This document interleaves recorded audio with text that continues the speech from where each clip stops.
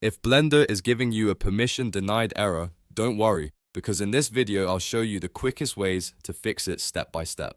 This is a very common issue on Windows, and it usually happens when Blender doesn't have the right access to save files, write to a folder, or use a location that's being blocked by your system or antivirus. By the end of this tutorial, you'll know exactly how to get Blender working again without wasting time guessing what went wrong. If this video helps you out, make sure to hit like and subscribe for more Blender fixes and tutorials. Let's get started. First, the fastest fix is to run Blender as administrator. To do that, find the Blender icon, right-click it, and choose Run as Administrator. This gives Blender elevated permissions, which can instantly solve the problem if the issue is caused by restricted access.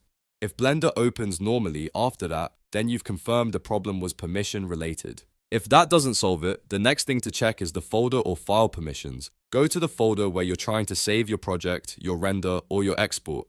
Right-click the folder, choose Properties, then open the Security tab. Here, look for your user account and make sure it has full control or at least right permissions. If it doesn't, Blender may be blocked from creating or modifying files in that location. Adjust the permissions carefully, apply the changes, and try again.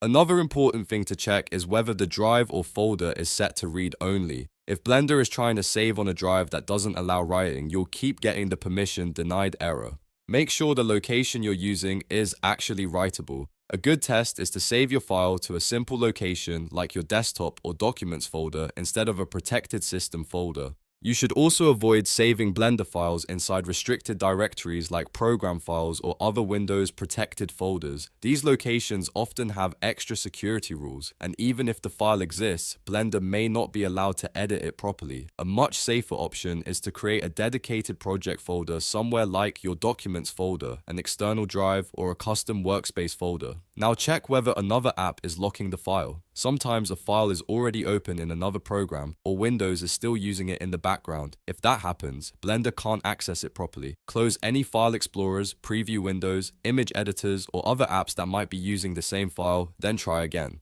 You should also check the %temp% folder access, especially if Blender is failing during temporary file creation or export.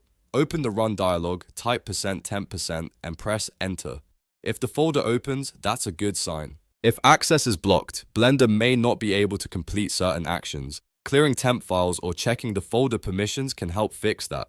If you still have the error, antivirus software could be interfering. Some antivirus tools block Blender from writing to certain folders, especially when exporting files or saving in unusual locations. As a test, temporarily disable your antivirus protection, then try the same action again.